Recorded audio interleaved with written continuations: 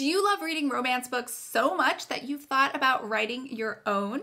Or maybe in the last novel that you read, you thought this book would be so much better if the author had written it this way or added a different type of hero in or added some different characters. Well, today we're going to talk about how to make that transition from an avid romance reader over to that of a beginning romance writer. So I have 10 easy peasy tips for you on how to start making that switch and how to see the world as a creative author. Hi everyone, my name is Lisa London, and over on my channel, Lisa London Books, we talk all about romance writing. So I'm super excited about today's video. All romance writers are people that at first just loved reading romance books. So let's talk today about the 10 different steps. And just to be clear, I'm not going to tell you today how to write a romance book. We're just going to talk about how to make that switch, what romance writers do, and how they sort of see the world and manage their time and resources and energy. So the first one is really easy. You have to read a lot of romance books. And you're obviously already there. Otherwise, you wouldn't be watching the channel where all we do is talk about romance books. So that's step number one.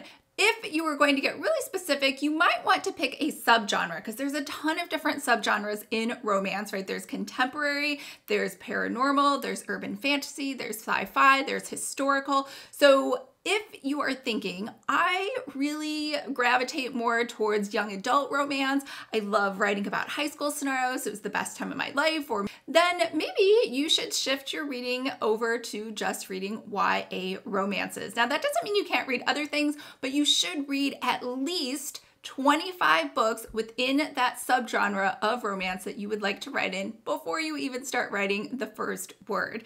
The second thing you could do, and this is way easier, is watch a lot of romance movies. Now, screenwriters are very dedicated to the writing craft. They usually use a 7-act structure, and they have put a lot of thought into showing the budding romance, the conflict, and finally the get-together at the end. So anything that has a happily ever after, even plays or serials or webisodes, those are all great places to kind of spark your imagination and get some ideas running. And it helps you to see how other people are structuring their romance stories.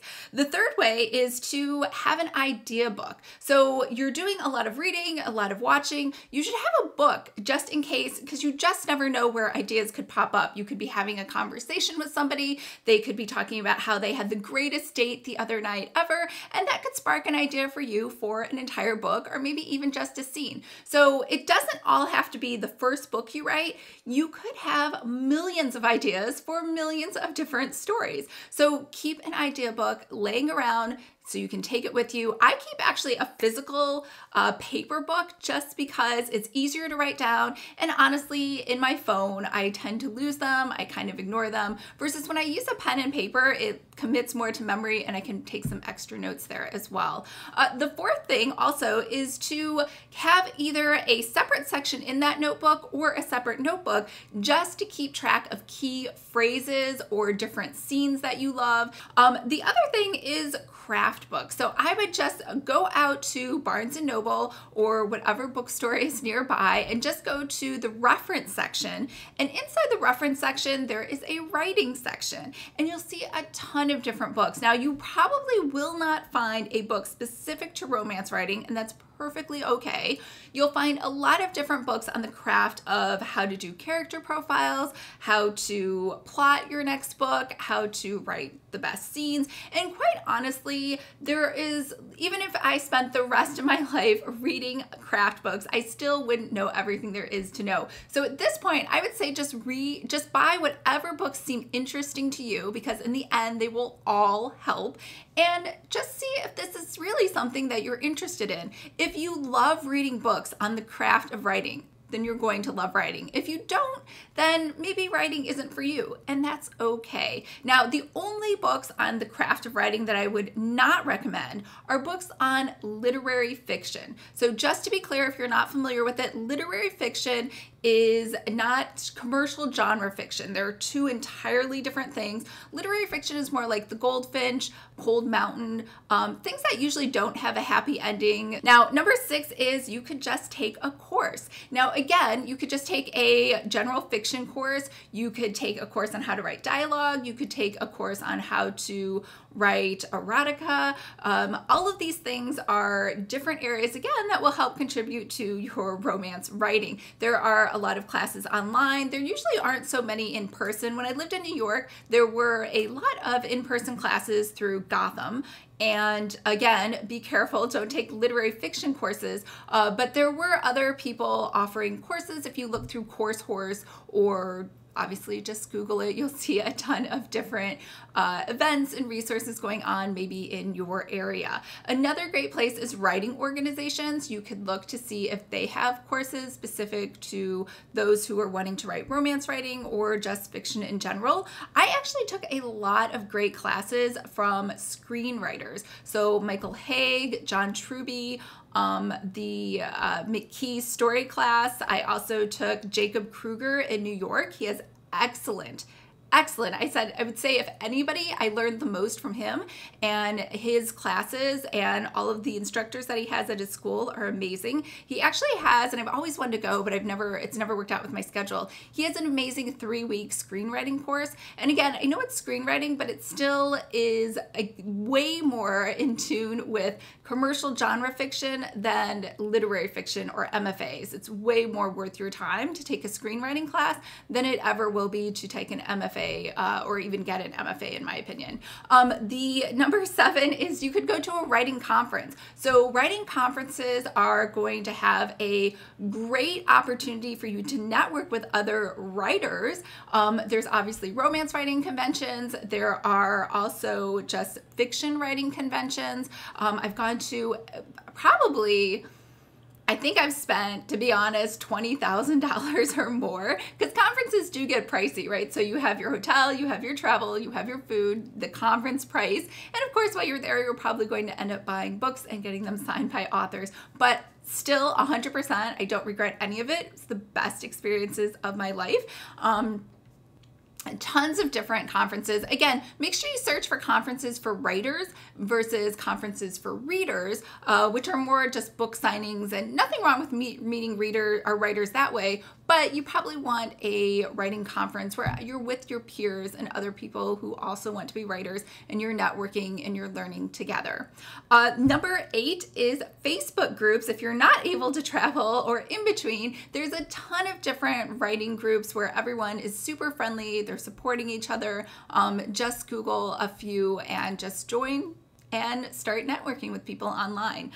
Number 9 is I would definitely try to do NaNoWriMo. Now, if you've never heard of NaNoWriMo, that stands for National Novel Writing Month, and that is officially the month of November. And from November 1st through the 30th, it's basically a collective gathering of people. It doesn't cost anything. It's 100% free. It's sort of a movement of writers, and everyone agrees that during the month of November, they're going to write 50,000 words. Now, if you think that's a lot, that's actually not a lot. A novella is anywhere from 20 to 40,000 words, and a full-length novel could be anywhere from 50,000, usually if it's an indie book, to 85,000 if it is traditionally published with someone like Harlequin or HarperCollins. So 50,000, not a big deal. So number 10 is probably the easiest, and that's just to have confidence. Because at the end of the day, all of this stuff that I told you doesn't matter if you don't have the confidence to write. So personally for me, I had written, I think like 4 or 5 novels, full-length novels, and I had turned them in for developmental edits, and I'd revised them, and honestly, I was just so afraid. I didn't hit publish. Still to this day on all of those stories that are actually really great, because I was just really afraid to start putting stuff out there or submitting it to agents and editors. And when I met people at those conferences, I would pitch my story ideas. They would ask for a full or a partial. I'd send it in. They'd ask for a full.